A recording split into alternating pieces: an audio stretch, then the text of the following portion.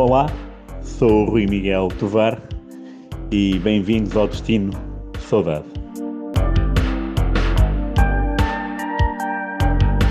O Destino Saudade hoje viaja diretamente até ao ano de 1988. Vamos à boleia do Rui Miguel Tovar, mas o motorista do nosso automóvel hoje é outro, não é, Rui? Queres apresentar o nosso convidado de honra?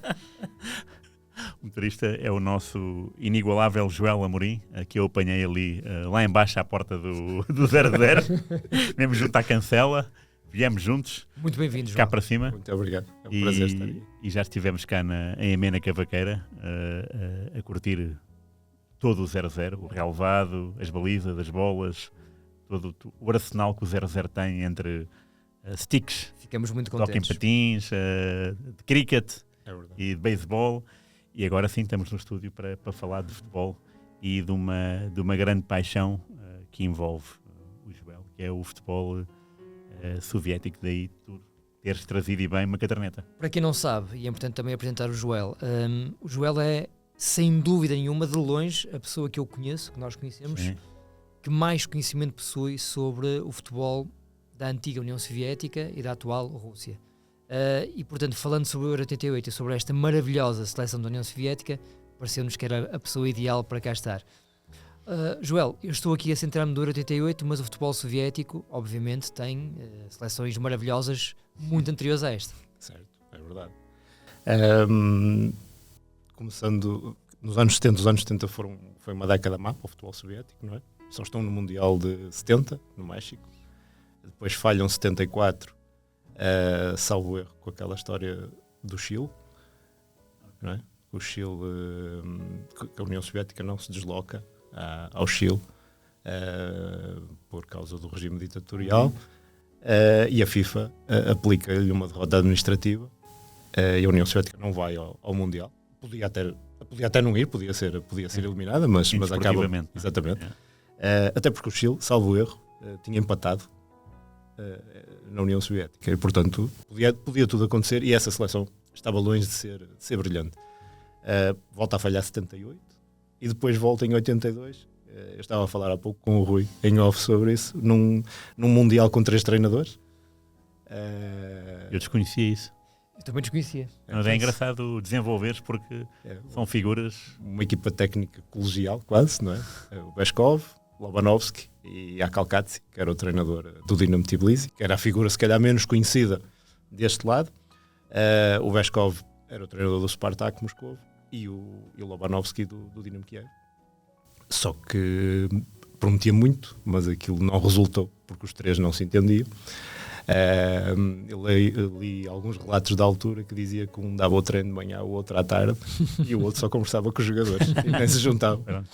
E depois há uma coisa curiosa da televisão espanhola, eu estava a falar ao Rui sobre isso, que era, acho que era o jogo com o Brasil, a televisão espanhola foca o banco soviético, e aparece o Lobanovski, e por baixo diz Beskov.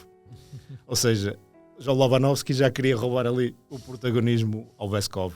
O Beskov, que é um treinador também emblemático do futebol soviético, e foi dele que o Guardiola uma vez disse, já há uns anos, que via os jogos do Spartak, via os jogos das equipas do Beskov, por causa daquele futebol rendilhado de toque curto, que era o futebol que o Beskov implementou no Spartak, muito focado no Fyodor Cherenkov, que é um jogador mítico do Spartak e que não esteve em nenhum Mundial, curiosamente. Falha 82, em 86 não é convocado pelo Lobanovski, apesar de sair nos cromos. Okay. Ele não está aí, mas está na de 86. Okay. E está na de 82. Nesta não está. Também. Está na de 82 e não vai a nenhum. E está na de 90 e não vai também. Bolas, vai às 3 cadernetas e não vai a nenhum. Às 3 cadernetas e não está em nenhum. Portanto, isso é quase como aquela história do colombiano do João Jairo Trellis, que eu entrevistei ano passado, que é o tipo que aparece em 2 cadernetas da Colômbia e na última hora nunca foi. Joel, mas se me permites voltar um bocadinho atrás, certo. Já falamos um bocadinho em off e eu sei a resposta, mas acho que é interessante também explicares aqui como é que nasce esta tua paixão pelo futebol soviético. É difícil explicar, já me perguntaram isso muitas vezes e eu não sei explicar muito bem. Eu acho que é como os outros miúdos gostam do Brasil ou gostam da Argentina. Eu comecei a gostar do futebol soviético, mas o culpado que eu encontro, voltando assim, regressando atrás no tempo, é o Dassaiev, é o Rinat Dassaiev. Exatamente. Porque eu lembro-me, e foi no outro dia disse isto ao meu pai, em conversa com ele, o culpado, entre aspas, é ele, foi no campo do Gatões. Gatões Futebol Clube, já te levei lá uma vez, Rui. Verdade, Ficamos à porta, mas... Temos fotos. Na sedezita, eles vendiam umas cartas do Europeu de 88, da Dandy Gump, e eu lembro-me de comprar e saiu o Dassaiev. Eu não sabia quem era, perguntei ao meu pai, ele disse-me quem era, e o Dassaiev nessas cartas vem com o equipamento amarelo da União Soviética, a lançar uma bola com o braço. Eu ainda tenho lá essa carta guardada. E a partir daí, eu que sonhava em ser guarda-redes na altura, comecei a pensar, quero ser como o Dassaiev. Porque o teu pai era guarda-redes de handball. Dando bola. Daí também essa paixão pela baliza, ou não? Talvez. O meu pai não queria muito que eu fosse... Desculpa interromper o raciocínio, mas acho que era importante introduzir aqui. O meu pai não queria muito que eu fosse para a baliza, porque eu sangrava muito por nariz e ele tinha medo, pá, ainda te magoas, etc. Mas eu cismei que queria ser guarda-redes. Foi um guarda-redes banal. Mas temos aqueles sonhos de criança e o Dassaiev foi a minha primeira inspiração. E depois, com a informação que tens à mão, o que é que nós tínhamos na altura? Eram uns cromos. E também eu tinha uma cassete emprestada por um amigo da final dos Jogos Olímpicos de 88, a vitória da União Soviética sobre o Brasil, que eu lembro-me na altura, eu vi aquilo vezes sem conta, eu via, puxava para trás, andava sempre assim. Era a forma que eu tinha de conhecer os jogadores, conhecer o Dobrovolsky, o Dmitry Sharin, o Savichev, que vimos há pouco, o Bichovets, que era o treinador. Bichovets, outro. E portanto ali era a forma que eu tinha de contactar, porque do Euro 88 lembro-me de pouca coisa, eu tinha 7 anos, não me lembro assim de muita coisa. 11. Mas eu lembro-me bem do México 86, lembro-me muito bem, nada. Muito pouco, umas memórias muito parcas.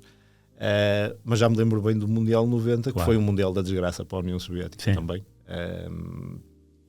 Mundial em que também só vi o Dassaiev uma vez. Pois, é o primeiro jogo com o Lakatos, não é? É verdade, sim. E o Uvarov foi o substituto improvável, porque ninguém esperava que fosse ele o guarda-redes principal. Aliás, eu lembro-me de ver o Itália 90 e olhar quem é este guarda-redes. Não sabia, primeiro não estava nos cromos, não é? Não estando na caderneta, para nós é logo...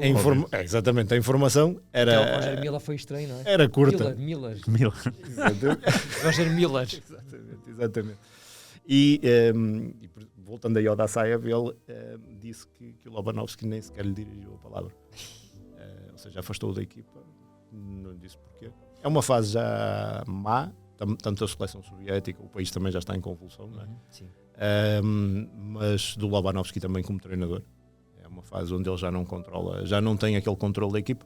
Aliás, a estrutura do Dinamo que ele implantou na seleção começou a desfazer-se, não é? E essa seleção, apesar de ter grandes jogadores, a seleção do Itália 90 tem grandes jogadores, o coletivo quer dizer, ganha aos Camarões. Ou seja, eu costumo dizer que a União Soviética gosta, ou a Rússia só ganhava aos Camarões, porque em 94 só ganha aos Camarões também, novamente, não é? E duas goleadas, 4-0 e 6-1, não é? É verdade. 94 Salenko e Radchenko, Itália 90, então, Zavarov. Zavarov ainda marca? Acho que sim, Dobrovolsky. Talvez. Vejo rapidamente aqui no CC. Acho que é Zavarov, Alinikov. Não me lembro desse jogo. Rui, o Joel não se Tenho lembra... uma parca em mais, uma lembrança, mas não tenho a certeza. O Joel não se lembra muito bem do Euro 88, mas eu sei que tu tens na tua memória fabulosa mais do que elefante, mais do que patidérmica, não é? Uma memória que vai muito presente esta seleção maravilhosa da União Soviética, que é vice-campeã europeia. Sim. Desta equipa, alguns destes jogadores talvez não tenham ido, mas quais eram os teus favoritos desta seleção da União Soviética de 88? Favorito, assim, acima de todos, Mikhail Shchenko, porque depois jogou na Sampdoria e depois jogou no Rangers. E eu ganhei uma grande admiração por ele, por se adaptar. Não sei se ele se adaptou realmente aos dois países. A verdade é que foi campeão. E até foi campeão em muitos anos seguidos, porque foi Dinamo, Sampdoria e Rangers. Acho que foi assim, foi tudo seguidinho. Pronto, e adorava-o, e era loiro. No campo era diferente dos demais. Tecnicamente e até fisicamente. Mas depois há jogadores, Belanova adorava, o Ratos comecei a gostar porque já tinha marcado um gol à França, Mundial do México, e depois marca aquele à Holanda, que é um gol de contra-ataque puro, muito bom. Muito bom. Aliás, porque a União Soviética ganha a Holanda no Europeu de 88. Já E tem ganha o com primeiro mérito. jogo. É Ganha logo com mérito. no jogo de estreia, não É o primeiro jogo do É o grupo. primeiro jogo deles, sim. E empata com a Irlanda depois. Pata com a Irlanda 1-1, com um grande gol do Connie Wellen Wellen, e outro do Pratasov, não é? No dia 12 de junho de 1-1 é o 88, Pratasov. em Colónia, União Soviética 1, Holanda 0. Sim. Hanover, 3 dias depois. 3 dias depois, agora quase 5 dias. acho. Agora, coitadinho. União Soviética 1, República da Irlanda 1, Eire, que na altura nos cromos para mim era. Eu perguntava ao pai, o que é o Eire? Eire, Pá, yeah. lembro perfeitamente disto. E em Frankfurt, dia 18 de junho, União Soviética 3, Inglaterra 1. É um jogo mítico. É um grande jogo da União Soviética. É Rosa Santos, o árbitro. É verdade. Pois já tínhamos falado sobre isso, é O teu verdade. amigo levou ao Olha, o árbitro. Ao restaurante, o árbitro. E é lá que o Vajinski de Atulin abre o sobreolho. Abre o sobreolho, yeah. É um choque, não sei com quem, mas eu penso no sobreolho É por desse- causa é- desse, é é desse desse lance. jogo. É desse jogo. Ó Joel, o Rui estava aqui a destacar o Mikhail Lichenko, que é de facto um jogador marcante para quem viveu muito os anos 90 também. Tu tinhas 2 ou 3 favoritos destas seleções de 88 e 90? Consigas destacar? Tinha o Dassaev. O da Saev é um caso à parte. É um mas- caso à parte. Era um caso à parte. Eu gostava muito do Dobrovolski, Uhum. embora o Dobrovolski não esteja no Europeu de 88. Pois é, que tu viste a cassete dos Jogos Olímpicos e Sim, o e Dobrovolski. ganhaste uma admiração, claro. Ele Eu percebo. era um jogador fabuloso. Gostava do Baltacha, mas o Baltacha também não esteve lá. Ele tem uma história trágica. Depois a filha dele faleceu em Inglaterra. Ele trabalhava no Nottingham Forest até há pouco tempo. Uhum. Era um jogador incrível. Ele foi para o Ipswich Town. O Seri Baltacha. Sergei Baltacha. Que ele, quando chegou à Inglaterra, o treinador, ele estava habituado àquele futebol do Dinamo Kiev, não é? Que o guarda-redes metia-lhe a bola e ele é que organizava o jogo. Claro. E o treinador, quando ele recebia a bola, o treinador chuta para a frente. E ele ficava assim a olhar para ele. Porquê? Pois, exato. E não se conseguia adaptar. Ele depois foi para a Escócia e era a mesma coisa. E ele transfere-se logo do Dinamo Kiev para o Ipswich em 88, precisamente. Depois vai para o Kilmarnock, não sei, não tenho a certeza. Faz 2 anos no Ipswich, depois 3 anos no St. Johnston St. Johnston, é isso. e acaba a carreira bem. Foi mesmo lá para o norte. Inverness, que é Bolas. uma das cidades mais... Tá bem, tá. Mas ele não teve grande sucesso lá. Mas era um jogador fora de série. E adorava o Protasov. Claro, era muito bom. Era um jogador Era o meu favorito, confesso-te. muito bom. Eu ia falar dele. Para mim era genial. O Protasov hoje em dia era um jogador que ia estar É. nos 5 melhores clubes do mundo. É. A valer... Quer dizer, isto Sim. hoje é um bocado esquizofrénico. mas Sim.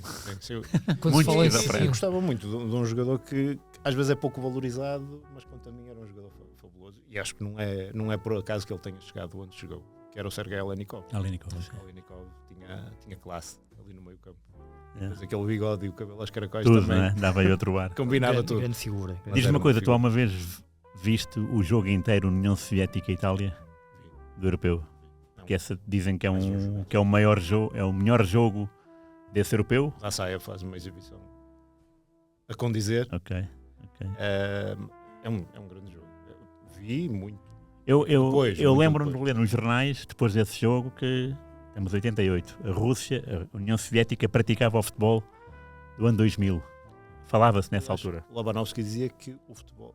Ele deu entrevistas no Euro 88, que é curioso. E bem disposto. Duas novidades. É verdade. novidades.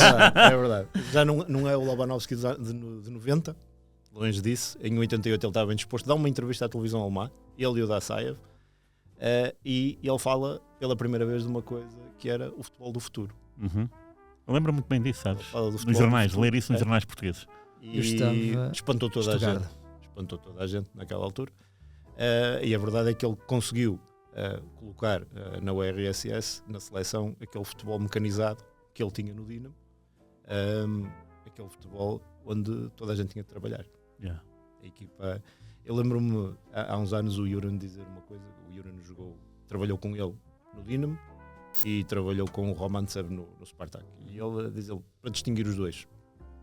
No Spartak, quando eu me chegava, ele era avançado, não é? Quando eu me chegava perto do meio campo, o Romantsev dizia para a frente. Se eu no Dinamo não viesse os dois meus colegas atrás, já estava a ouvir do Lobanovski. Ou seja, Pois. ele não me deixava ficar parado na frente, atrás. Portanto, são estilos diferentes, dois génios absolutamente incríveis do futebol soviético, russo e ucraniano. Sim. Mas formas diferentes de ver o futebol, que é muito curioso. É muito curioso. Antes de irmos à final, que é um jogo inesquecível também, de facto vale a pena falar sobre os 11 iniciais desta União Soviética e Itália, porque são duas equipas maravilhosas. Comecemos pela Itália rapidamente. Zenga, Baresi, Bergomi, Riccardo Ferri, Paolo Maldini, Donadoni, Giuseppe Giannini, Carlo Ancelotti, Fernando Di Napoli, Roberto Mancini e Gianluca Vialli. Todos estes nomes me são muito familiares. Todos. Conheço melhor esta equipa do que a Itália atual, sem dúvida. Sim. Entraram ainda Luigi De Agostini e Alessandro Altobelli. Que eram acho que foram 2 suplentes que entraram em todos os jogos. Estes dois, o De Agostini E há um jogo em que eles marcam. Se tu o dizes, é porque é. Há um jogo em que são eles que marcam os gols do 2-0 a alguém. Será 2-0 a Dinamarca? Acho que é. E a equipa escolhida pelo Sr. Valery Lobanovsky. Joel, se eu pronunciar mal algum nome, Exato. peço antecipadamente desculpa, porque Dasaev, Kuznetsov, Kidiatulin, Zavarov, Mikhailichenko, Bezonov, Ratz, Aleinikov, Litovchenko, Gotsmanov e o meu favorito, Oleg Protasov, que marca o segundo gol neste jogo. O primeiro foi do Litovchenko. Entrou ainda aos 37 minutos, já não me lembrava disso. Portanto, o Bezonov saiu ilusionado na primeira parte ainda para entrar Joga na final. Anatoly Demianenko. Já agora há uma questão, que eu não sei se alguma vez li ou não. No primeiro minuto há um cartão amarelo, no segundo. Ao Kuznetsov, segundo minuto. Que ele estava em perigo. Mas foi amarelo. Como é que se dá amarelo a um jogador aos 2 minutos? Pois, e a minha pergunta depois tem outra conotação, porque obviamente que o futebol tem conotações políticas, não é?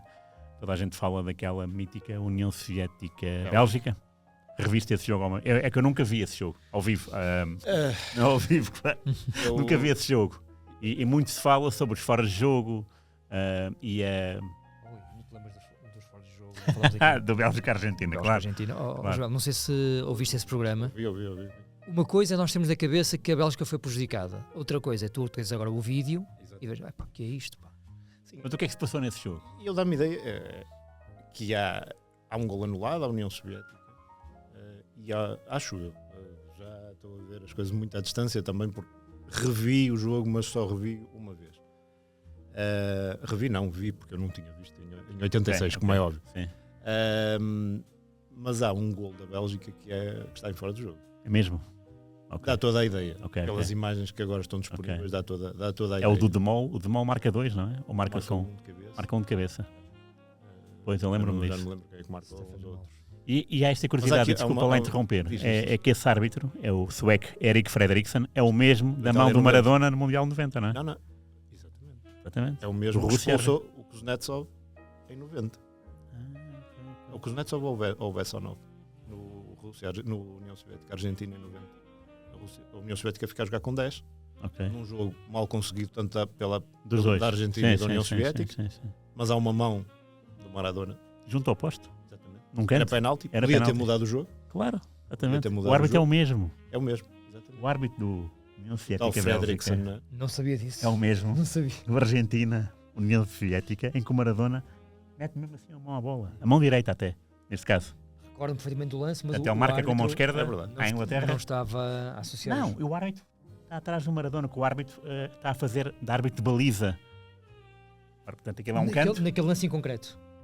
Okay. O árbitro está mesmo atrás do Maradona. Vê claramente aquilo. Sim, essa situação é muito... O árbitro é o mesmo, ou seja, isto não há aqui...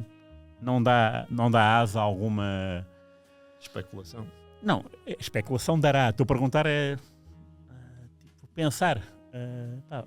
o que é isto da FIFA e porquê? Se alguma vez, ainda por cima, Lobanovsky era um homem que muito frontal com as suas ideias e muito direito ao ponto, não deixava nada por dizer. Houve muitas críticas a seguir a esse Bélgica, União Soviética, e muitas críticas a seguir a esse Argentina, União Soviética, ou nem por isso? Eram os anos 80 e 90 e as coisas eram mais passageiras. É verdade. Acho que não se encarava as coisas como se encara agora, também não havia as redes sociais, não havia aquele foco para haver tanta discussão. Mas falou os jornais na altura. Lembro-me de ver um jornal soviético, talvez Sovietsky Sport, a seguir da altura do México 86, que falava nesse jogo e falava do Sr. Fredriksson. Aliás, ele acho que nunca foi esquecido lá. Pois. Eu acho que até o fiscal de linha era espanhol.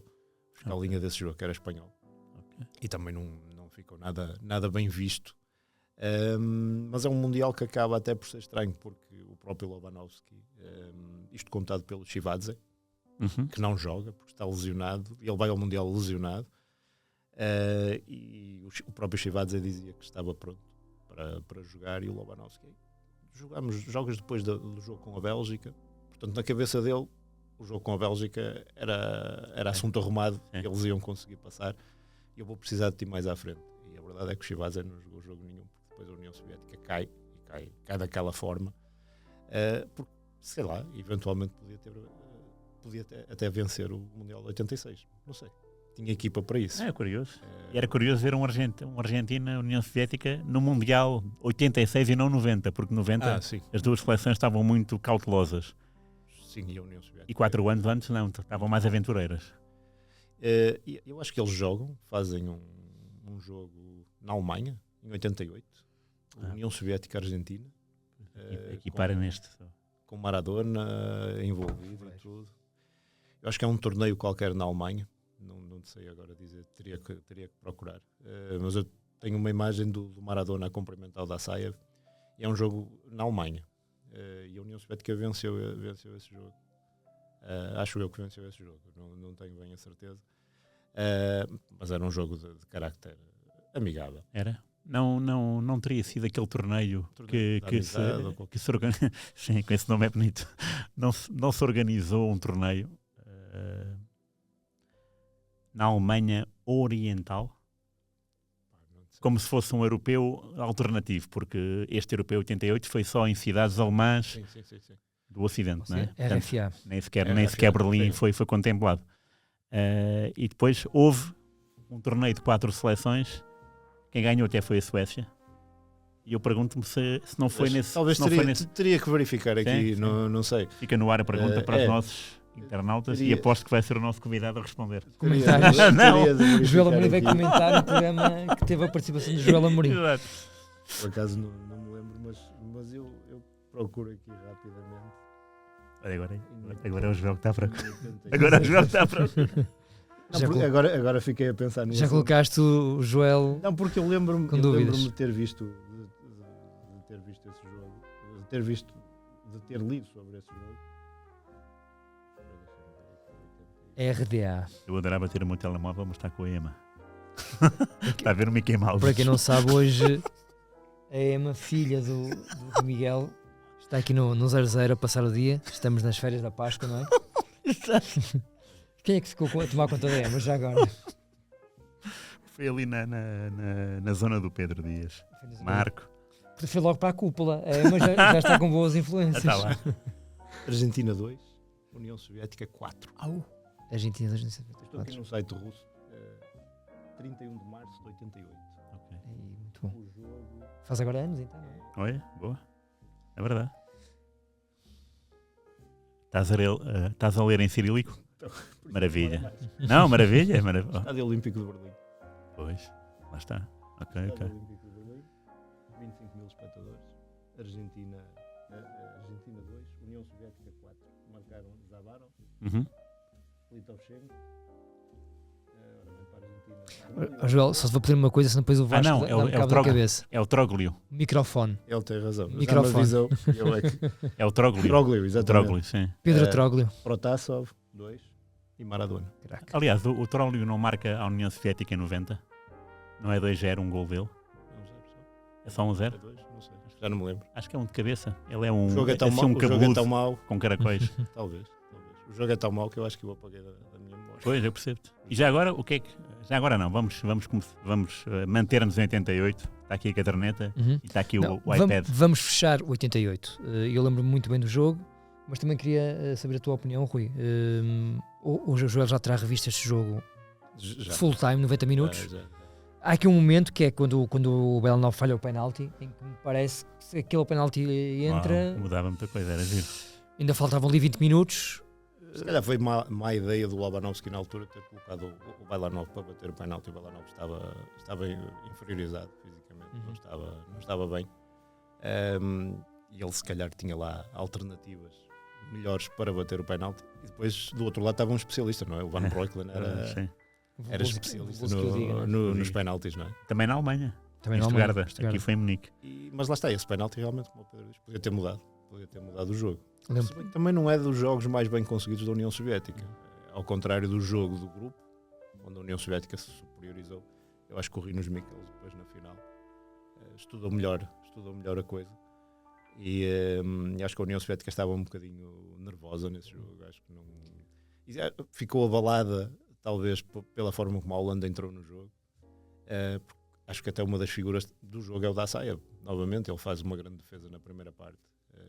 Já não sei se é um cabeceamento do Gullit, talvez. Não será um livre direto do Gullit. E depois do canto resulta o gol. Desse livre direto, eu lembro perfeitamente. Lembro tão bem desse livre. Ele faz um golpe de rins e põe a bola fora. E depois no canto é o gol. Na vossa opinião, a Holanda ganha bem esta final? Nesse jogo em si é superior. Sim, desta final, portanto, não estou a dizer do Por torneio. muito que me custe, sim. Não, por muito que me custe, sim. Até porque vocês viram o jogo recentemente, ou mais ou menos recentemente. Sim. A minha imagem é muito de momentos. Já não me recordo muito bem do fio condutor do jogo. Lembro muito bem dessa grande defesa do Dassaev, por exemplo. Lembro de uma bola oposta do Belanov, pouco antes do penalti. Mas não tenho já a ideia de que quem teve mais bola, quem teve mais oportunidades, já não chego aí. Não, acho que a Holanda, mas depois a Holanda, a partir do momento em que começou a ganhar, em que marcou o 2-0 e foi cedo, foi aos 50 e quê?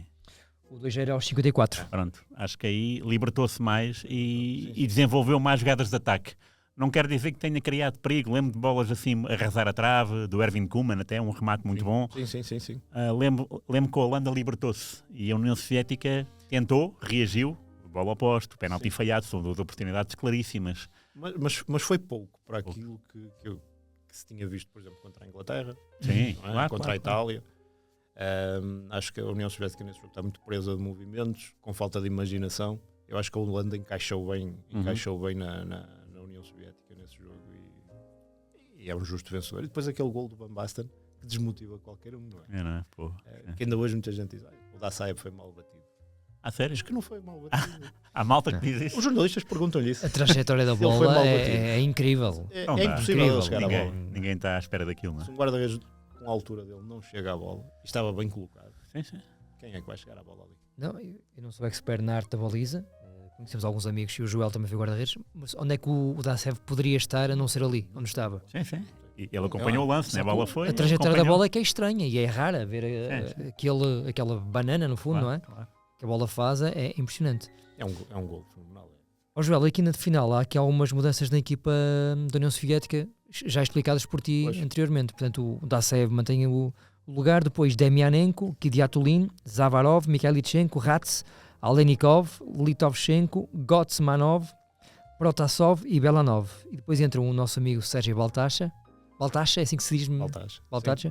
E que é um jogador que eu não, por acaso é o único que eu não conheço, que não me recordo dele. Victor Pazulko. Pazulko, número 20. Marca a Inglaterra. Não me lembrava aqui deste jogador. Até estou aqui a abrir a ficha dele no 0-0. Lembro-me dele e lembro muito bem de um texto teu. Quem é o misterioso número 20, não foi? É verdade. Lembro-me bem disso. E eu, porque achei curioso esse. A tua pergunta é deixa. E eu, peraí, quem é que será? E eu disse para mim mesmo: Spartak Moscovo. Quero ver se é ele. E era. Mas era, não sei como. Não sei se ele está aqui. Não está, não. Ele não está em coleção nenhuma. Ele tem 8 jogos e um golo pela seleção soviética. Contra a Inglaterra. Pois. E depois faz grande parte da carreira na Alemanha, curiosamente. Entre Alemanha. Vão muitos, não vão? Fortuna de Colónia. Belanov também. Eintracht de Braunschweig. E depois clubes mais pequenos, do Orlak, Bonner e o Junkersdorf. Não teve uma carreira assim brilhante, apesar de ser um bom jogador. Faz aqui 3 anos no Spartak Moscovo ainda, entre 87 e 89. Posso fazer um salto de tempo para só perguntar ao Joel se viu algum jogo da Rússia no Europeu 2004, que foi em Portugal? Não viste? Ok. Podias ter ido... Acho que andava um pouco zangado com o futebol nessa altura. Era? Não foi. Mas por acaso não foi. Onde é que estava sediada a Rússia? Em que estádios? Mas também jogou na Luz com Portugal, isso eu sei, mas o resto... Foi um europeu para esquecer também. As zangas entre o Mostovoy e o Mostovoy, depois entre a camisola do Celta. Para quem não está com a imagem, o Joel está com a camisola do Celta de Vigo, do Mostovoy. Eu estou com a camisola do Victor Pazulko. É verdade, mas estás. CCCP. E eu estou com a do Monvedo, só para dizer que sou... Bloco de leste. E o Mostovoy tem aquela birra com o treinador, que era o Yartsev. Que também já faleceu recentemente. O Mostarboy acusou de trazer aqueles tiques ditatoriais soviéticos para a equipa e querer mandar em tudo e não deixar os jogadores fazer o que eles queriam, e dizer que ele acabou por dizer quase que ele não percebia nada de futebol, porque ele colocou numa posição à frente dos defesas a organizar o jogo. Pronto, aquilo já estava destinado a correr mal. Okay. Mas curiosamente, se não estou enganado, a Rússia é a única equipa a ganhar a Grécia Boa. nesse europeu. Engraçado. Bem visto. É isso, é? Bem visto. É já na terceira Bem jornada. visto. Ganha 1-0. A Grécia já Acho que é qualificada. 1-0, acho eu. Sei que ganha, mas Ok. não sei já não me lembro se é 1-0.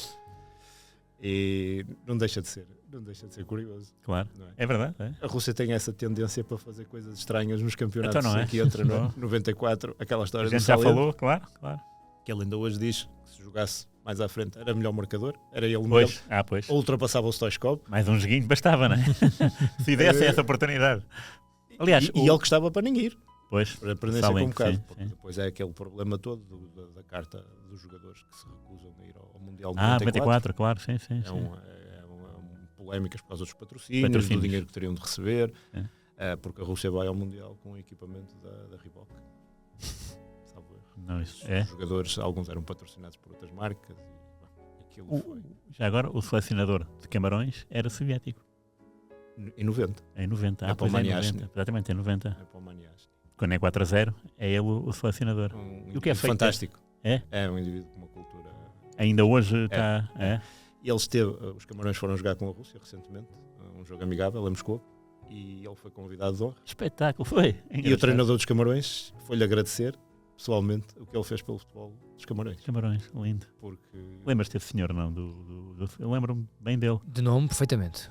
tenho um cromo dele que consegui recentemente, publicado por uma coleção portuguesa do Mundial 90, da Disvenda, porque no Itália 90 não sai os treinadores, não é? Na da Panini. Sim. Sim. E quando eu vi aquele cromo dele, ele tem uns óculos assim. Tem os óculos, grandes. essa ao a imagem estilo- de marca para mim é essa, não é? É ser um homem alto, não sei Assim, se era, E, e com óculos. tínhamos essa ideia, ele não é assim Pois. tão alto, mas Pronto, é essa. assim, um homem magrinho, É um magríssimo. indivíduo muito inteligente, uma cultura geral incrível. Ok, Valério Nepomaniashny. ok. Assim, um nome difícil. Pois é isso, Sem é. dúvida. Eu Se lembro-me. fosse uma palavra passe, ninguém a É descodificava. verdade. Eu Mas estava- Boa dica. Eu confundo sempre o Valeri Nepomaniashny. com o Bora Milutinovic. Confundo sempre os dois. Porque eu entrevistei o Bora no Ismael há uns anos, que ele esteve lá, foi um dos convidados Ok. do Congresso de Desporto do José Neto, que ele faz lá. Sim. Uma simpatia. Incrível. Foi Sim, muito maior, bem disposto, uma conversa espetacular. Tu disseste Valeri Nepomniachtchi e eu, não foi o Valeri que eu entrevistei, foi o Bora Milutinovic. Ora, Um, Mas foi bonito esse episódio em Moscou, do treinador dos Camarões. Até não Agora, foi. Estou aqui a pensar no nome dele. É um antigo jogador, não? O Rigobert Song, não. Bastante simples. Sim, não é? oh, Rui, Ele foi-lhe agradecer, deu-lhe um abraço enorme, agradecer pelo que ele fez pelos Camarões. claro. E é verdade que fez muito. Então não, Porque claro. aquela seleção de Sem dúvida. 90 colocou Esquecível, no mapa, pá. esquecível. e acho que ficou no coração de toda a gente. Sim, toda a gente queria um bocadinho que os Camarões fossem ainda mais Aqueles longe. festejos dos golos são espetaculares. É futebol, Mesmo. é o nosso futebol, É o estado o puro nosso aquilo. futebol, nosso futebol. Aquilo é como se fôssemos nós, completamente. no nosso Mundial, a apreciar os golos Na daquela altura maneira. disseram ao treinador soviético, quando ele falou em convocar o Roger Milá, não, ele já está numa idade avançada, mas ele insistiu. Foi quase um risco, mas um risco. E a realidade deu-lhe Deu-lhe a a razão. razão toda. É. Ó Joel, eu queria fazer-te ainda duas perguntas antes de fecharmos esta parte da União Soviética, porque depois o Domingos Esportivo também vai ser giro. Vai. Duas perguntas muito objetivas. Primeiro, russos ou soviéticos que passaram pelo futebol português, quem é que tu gostarias de destacar? Já falaste aí do Yuran, mas haverá aí mais 3 ou 4 nomes inesquecíveis, obviamente. O Kulkov para mim, é um dos meus jogadores favoritos. Era um jogador enorme. Acho que nem sempre lhe é feita justiça. Ele que faleceu recentemente também, com uma doença terrível. Acho que ele era um jogador fabuloso. Era um jogador da confiança do Romantsev. Ele achava que o Kulkov era o primeiro elemento para começar o jogo. Portanto, ele às vezes no Spartak jogava à central, ou jogava à frente dos centrais, ou no meio dos centrais. Ele tinha uma capacidade E muito de inteligente. organização muito inteligente. Muito inteligente. Era uma pessoa recatada. Ele na Rússia tem essa imagem de pessoa recatada, não se meter com ninguém, está sempre no canto dele. Para mim é um dos meus jogadores favoritos. Depois, outros têm passado por cá. Acho que o Alenichev também marcante. Claro. É marcante. jogador, Claro que para sim. mim, fabuloso. Extraordinário. Como é que o Alenichev foi direito, tantas pé vezes esquerdo. suplente, não é? É verdade. A equipa era Mas muito forte. Ele disse uma vez à imprensa russa que ele não se chateava de estar no banco com o Mourinho. Porque sabia que era útil. Ele sabia qual era o papel que o Mourinho tinha para ele. O Mourinho conversava com ele, tu vais entrar aos 60 minutos ou vais entrar aos 55. Ele já sabia. E portanto ele dizia que isso não o incomodava porque ele sabia que era uma das pessoas com quem o Mourinho, em quem o Mourinho tinha plena confiança. E aliás ele estagiou com o Mourinho depois que ele depois fez carreira como treinador. Bem conseguida nos escalões mais baixos da Rússia. Ele esteve no Yenisei, esteve no Arsenal Tula. O Arsenal Tula com ele jogava mesmo muito bem. Ele depois afastou-se. Mas é um daqueles jogadores que para mim é daqueles que fica para sempre. Depois há também o Sherbakov. O Sherbakov que nasceu na Rússia, curiosamente. Para mim ele foi visto, chegou a ser apelidado nos tempos do Shakhtar como o Maradona de Donetsk. Ele tinha uma capacidade de dribbling incrível e rematava muito bem. Era um excelente jogador, infelizmente. Sim. Teve aquele desfecho que teve aqui em Portugal. Mais russos. O Mostovoy foi sempre daqueles jogadores. Eu comecei a gostar do Celta por causa do Mostovoy. Em Vigão Rei, não é? Lembro-me da parabólica dos pobres. Nós falávamos do. Eu às vezes digo Tu isto. falas nisso e falas bem aqui. De ver os jogos na TVE e na TV Galiza, algumas vezes. E aquela ansiedade de ver o Mostovoy jogar. O Joel confirma. Claro. É verdade. Eu às vezes que dizia-te, Sim. tu não apanhavas, mas nós Não, aqui não. na. E depois ao domingo à noite dava o estudo de estádio. Isto do estádio, via muitas vezes. Dava os resumos todos, uma espécie de domingo É este esportivo. cordão, não é? Guifões, Senhor da Hora, É verdade. muito forte, parabólicas. E pronto, a carreira dele começou no Spartak Moscou de forma muito promissora. Foi o Romantsev também que o levou para o Spartak. Depois as saídas, ele estava para ir para a Alemanha, para o Bayer Leverkusen e acabou no Benfica. A passagem para o Benfica é o que todos sabemos, não foi memorável. Depois teve Strasbourg, Cannes, acho eu, e depois Celta de Vigo. E depois ainda faz Alavés e marca um golo e depois acaba a carreira. Ele falava muitas vezes de jogar infiltrado nas costas, porque ele tinha uma hérnia, um problema qualquer nas costas, que acabou por também acelerar o fim da carreira dele. Mas mais jogadores russos aqui em Portugal não são muitos, ao contrário dos búlgaros. É verdade. Os russos não são o assim Ovchannikov, não é? Ovchannikov, Benfica Porto. conhecido como o Boss. É o Boss? Eu acho que foi por causa de um boné que ele andava que Ah, dizia era? Boss. Não sabia disso. Engraçado. Também é um personagem curioso, o Ovchannikov. O Ismailov. Sim. Ismailov também. Que é tártaro, não é? É tártaro. Que é uma raridade, digamos. E há do pouco futebol. falaste do Sermin, ele era desse locomotivo. Não é? Ah, era? Ele, o Pimenov, que também prometia muito e depois desapareceu.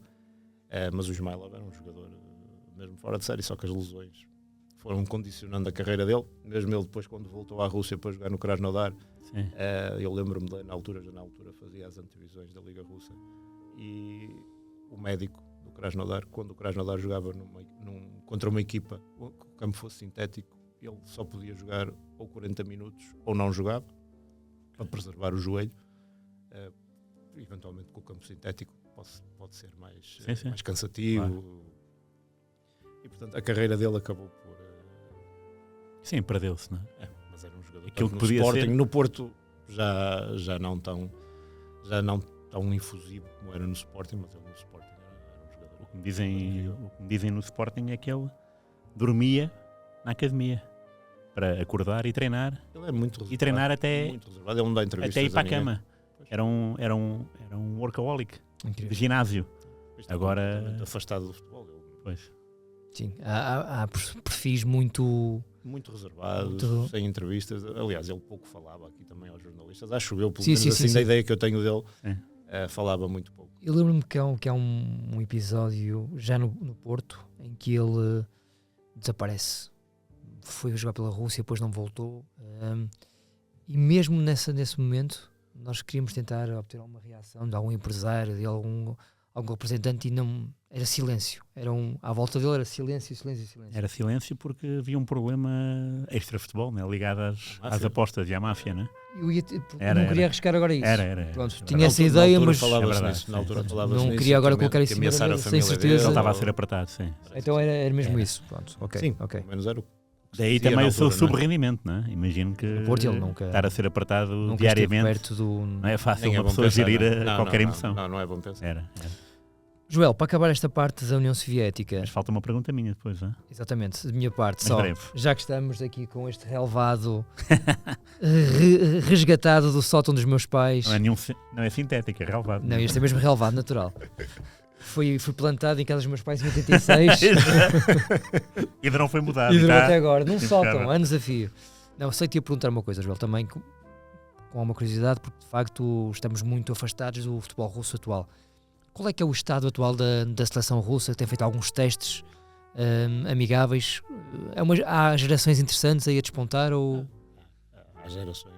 Eu acho que é uma boa geração de futebol russo atual, a ser claramente prejudicada por falta de competição a sério, não é? Porque os jogos amigáveis são o que são, os jogos de preparação valem o que valem, que é nada, não é? E a Rússia estar afastada de todo tipo de competições, tanto a nível de clubes como a nível de seleções, é prejudicial para aquelas gerações de jogadores. A geração de sub-21, eu já tive a oportunidade de falar disto, antes de eclodir o conflito, e quando a FIFA proibiu, a FIFA e a UEFA proibiram as seleções russas de participar, estava em primeiro no grupo, para o apuramento para o europeu, tinha ganho à Espanha, em Moscou. Tinha perdido em Espanha, mas tinha ganho lá. Era uma seleção com bons jogadores. E a seleção sénior, o Karpin optou por fazer uma renovação à seleção. E bem, ainda agora no jogo com a Sérvia, o jogador mais velho era o Daler Kuzaev, que está em França agora, que estava acima dos 30 anos, e a maioria dos jogadores era abaixo dos 27. Mas é uma seleção com valor. Agora, quando é que vão voltar? Será que vão voltar? Se é que vão voltar? Se vão optar pela vertente asiática, já foi falado, que é uma solução que não agrada a muita gente na Federação Russa. Estamos aqui no campo da especulação, não se sabe o que é que vai acontecer. Agora, é triste ver estas gerações de jogadores a desperdiçarem-se. Algum miúdo que tu achas que vai ser mesmo especial nesta... Há vários. Russa. Há um miúdo, é um miúdo, literalmente, do Lokomotiv Moscou, o Sergei Piniaev, que já esteve à experiência no Manchester United, e só não ficou no Manchester United porque era menor e porque a lei obrigava a que estivesse um adulto com ele, e na altura não foi possível isso acontecer. Ele voltou lá depois, mas a situação ainda voltou um ano depois, acho eu. Ainda o Pogba jogava no Manchester United. Ele tinha 14 anos ou 13 na altura, mas ele com 14 anos, penso que ele estava no Cherta Novo na altura, já se destacava entre os demais. Uma técnica incrível. E agora ele joga na primeira equipa do Lokomotiv. É um jogador fantástico. Mas tem outros miúdos também que se destacam, mas nós não ouvimos falar aqui, falar aqui deste lado, não é? E portanto é complicado. Luizinho, uma situação. A minha pergunta tinha a ver com o Euro 2008, que para mim é a grande revelação do futebol russo, não é? É uma coisa de resultadista e também de exibições formidáveis. No grupo o grupo é Holanda, França e Itália? Não. Esse é o outro grupo, não é? Acho que não. O grupo da Rússia com quem? Estou a ver o jogo contra a Holanda. Pois, exatamente. Holanda do Van Basten.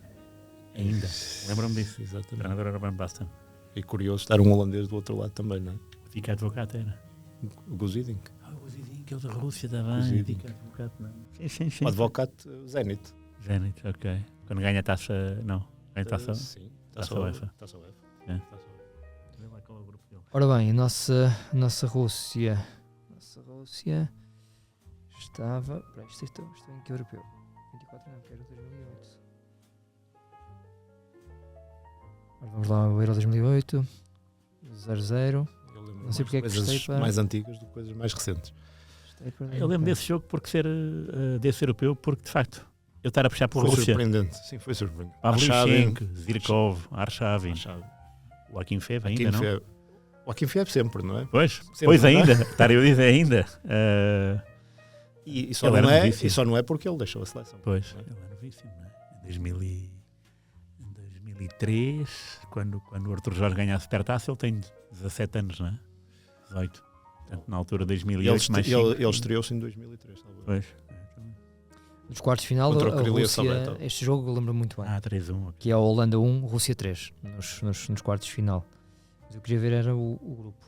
Vamos lá ver Mas se sem chegamos eliminados. ao- O Torbinsky, acho eu, também. Torbinsky, eu Está. lembro desse nome. Sim. Aos Estados Unidos. também. Foi? Agora é que estamos.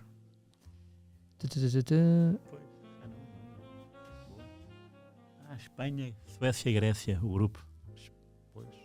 Olha, não, já não, Espanha, já não Suécia e tinha Grécia. grande ideia desses jogos, não é? Pois. Espanha acaba com 9 pontos, o grupo, a Rússia com 6, a Suécia com 3 e a Grécia, campeã da Europa, o título, Exatamente. acaba com 0. Com zero. Depois nos quartos de final a Rússia, neste jogo que eu já falei, ganha 3-1 à Holanda, após prolongamento. Nas meias finais perde com a Espanha 3-0. E a final depois, Espanha 1, Alemanha 0. Portanto, a Rússia perdeu com a Espanha no grupo e ganhou os outros dois. Agora vamos ver Ganhou aqui a Suécia e a Grécia. o grupo da Rússia, que era o Eu grupo. lembro que havia um grande entusiasmo. É verdade, o Guzidin que é muito bem visto na Rússia. Começa Ainda muito mal, hoje. com 4-1, Espanha 4, Sim. Rússia 1. Depois há 1-0 à Grécia e 2-0 à Suécia. Já agora vamos ver aqui este jogo, a Rússia 2, Suécia 0. O Arshavin era. Pavlyuchenko e o Arshavin. O Schenk tinha uma cara, ele falhava golos e a cara dele era a mesma de um gol, ficava Super assim a Pavo. sorrir. Assim a sorrir.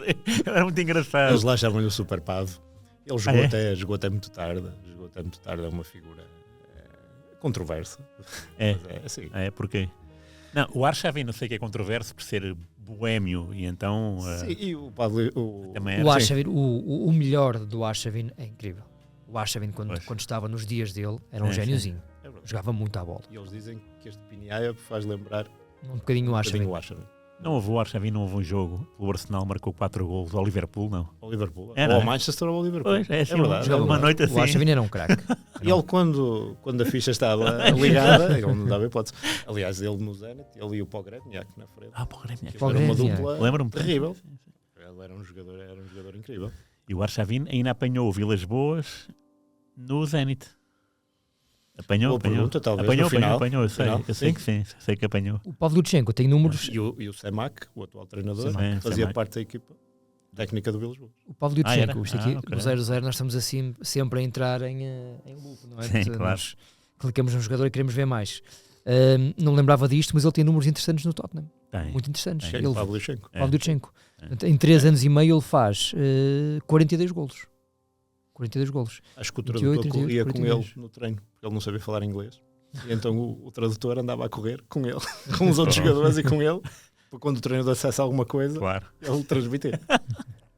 Ele não sabia dizer absolutamente nada em inglês. Eu li isso recentemente, achei curioso. É, hilariante, claro. Isso foi na altura que alguns russos foram para a Inglaterra. Foi. Foi o Pavlyuchenko, o Zirkov Zirkov, para o Chelsea, Chelsea, né? Pois. e o Billy Letinov para o Everton. Um jogador também prometia muito e depois acabou por ter uma carreira com mais baixos do que altos. Agora ele regressou ao Lokomotiv, é treinador das camadas jovens. Não me lembro de mais nenhum russo nessa altura lá. Tinha estado o Sharin também, que há pouco falámos dele. Sim. O guarda-redes das Foi calças. teve onde? Exatamente. Chelsea também. Chelsea. Sharin. Chelsea, lembro-me. Celtic. Celtic também. Vai para o Celtic. Ok, E acho que noutra equipa qualquer que agora já não me recordo. ok. Só que ele teve uma lesão grave num joelho. E daí jogar sempre de calças. Calças, acho bem. Meus amigos, esta conversa está maravilhosa. Espero que quem nos esteja a ouvir Pô, e a ver esteja fal- a gostar. e faltava muito, hein? Há muita coisa, muita coisa. Faltava Estamos a falar de uma seleção com pergaminhos Muitos. muito enraizados no futebol mundial. Mas vamos avançar para o domingo desportivo Bora. com a promessa de que será tão bom ou melhor do que Sim. esta primeira parte. Vamos lá. Bora. Domingo Desportivo. Ora bem, hoje o nosso domingo desportivo é um bocadinho diferente do habitual, Rui, porque em vez de termos uma figura, temos milhares de figuras aqui em cima da mesa, porque o Joel Amorim, além de ser a pessoa que nós conhecemos que mais sabe sobre futebol da antiga União Soviética, atual Rússia, é também um apaixonado por colecionismo. Joel, estão aqui várias coisas, eu nem sei para onde é que vamos começar, não é? Pois, eu também já não sei onde é que é de parar. Porque comecei com uns cromos, com um tal cromo. O primeiro do passo para isso é Dacia. assumir que temos um problema, não é? É o que dizem. Eu estou a ficar com um problema de espaço e já me começo a retrair um pouco porque começo a não ter espaço para guardar as coisas e prefiro às vezes não comprar ou não trocar. Hoje em dia já pouca gente troca. Já é mais a ideia de vender, a ideia do lucro. Acho que são sinais dos tempos. Sim. Mas voltando à ideia do espaço, cada vez tenho menos espaço e às vezes já não compro uma outra revista que podia comprar de futebol.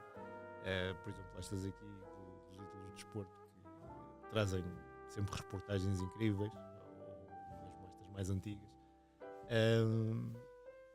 Porque lá está, o espaço começa a ser curto, mas tenho muitos cromos soltos.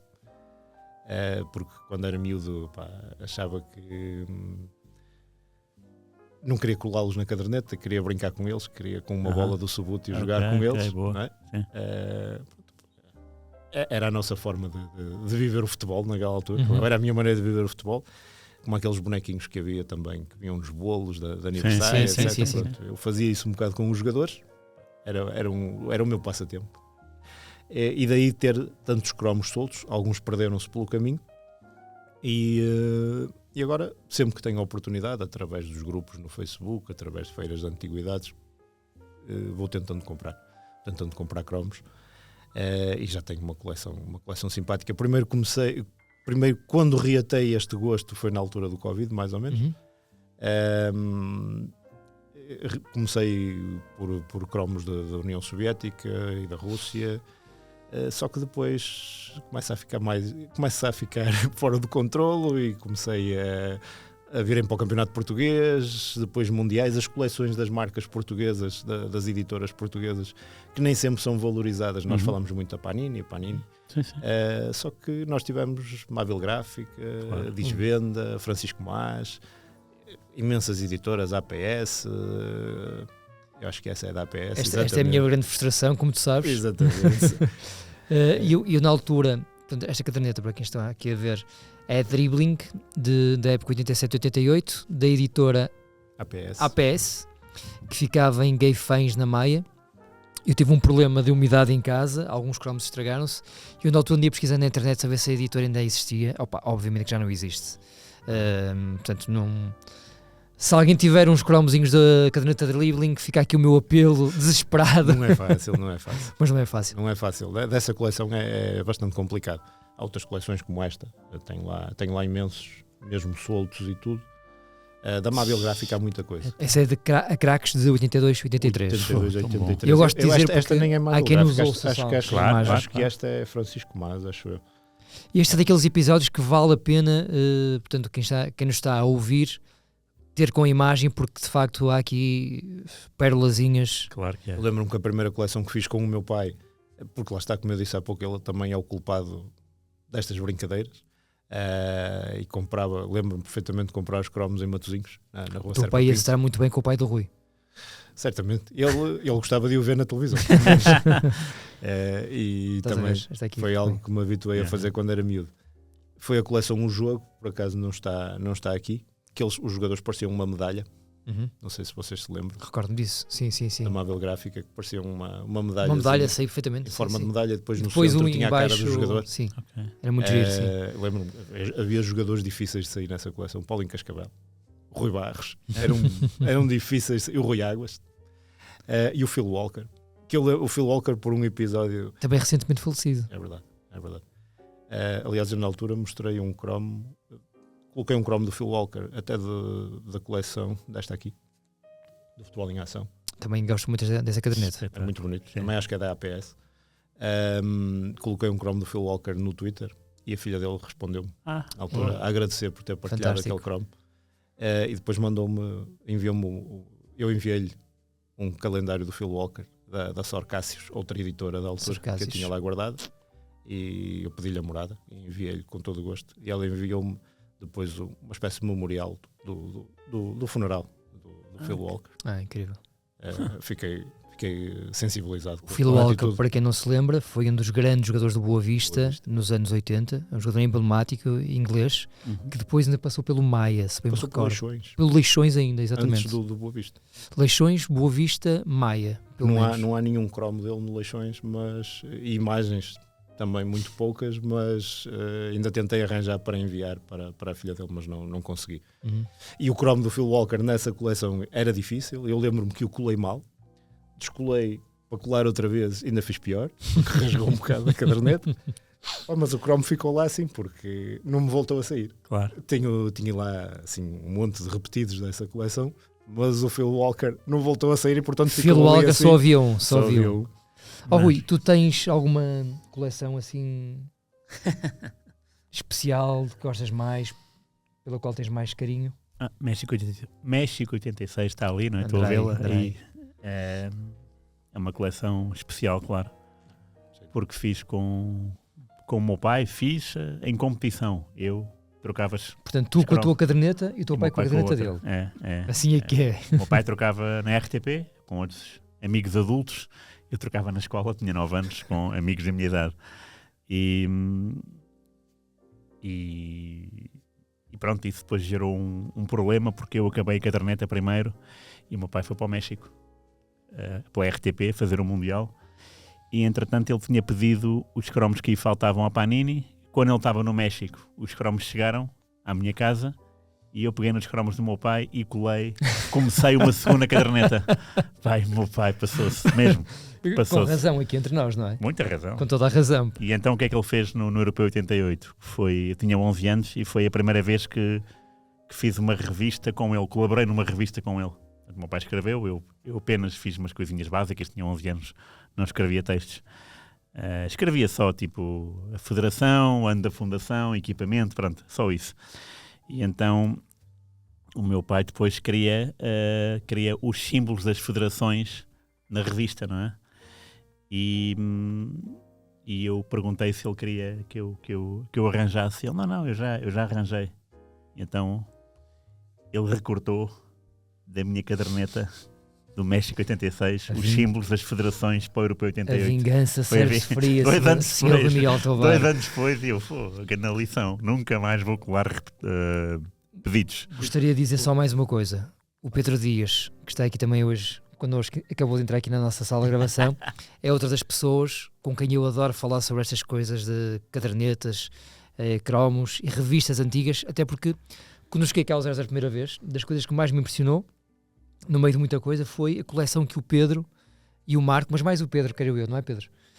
Têm, porque há coisas inacreditáveis, anos 70, anos 80, que eu nunca tinha visto na minha vida e de facto o futebol para mim é aquilo, é a memória, é as sensações que nós temos ao folhear aquelas páginas. É o que nos ensina, não é? Claro. Nós no fundo aprendíamos futebol com as cadernetas, com os calendários, com aquelas coleções, e era a informação à qual nós tínhamos acesso. Era. E há pouco pegaram aí no tema do México 86, há várias cadernetas que saíram em Portugal nessa altura, não é? No México 86, há uma muito curiosa da Mável Gráfica, que a caderneta é lindíssima, só que os nomes dos jogadores estão quase todos mal. E então na seleção soviética é uma desgraça total. Eu lembro-me na altura, olhava para os jogadores, mas este não é este. E eu sabia muito pouco, que depois tinha cromos soltos, e acho que dos poucos que está certo é o da Saia, porque os outros estão quase todos trocados. Pelo menos não puseram da Saia num ponta de lança, já não mas tem erros até na Inglaterra, que ainda é o mais curioso. Até o Francesco Colli está mal, salvo erro, no Uruguai. Mas era uma coleção lindíssima, em termos gráficos era uma coleção lindíssima. Meus amigos, o programa já vai longo, quem está a seguir-nos através do YouTube fica por aqui, um grande abraço, até para a semana. Quem está connosco através das restantes plataformas vai ter o prazer de escutar a escolha musical do Joel Amorim. Vamos em frente então. Grande abraço.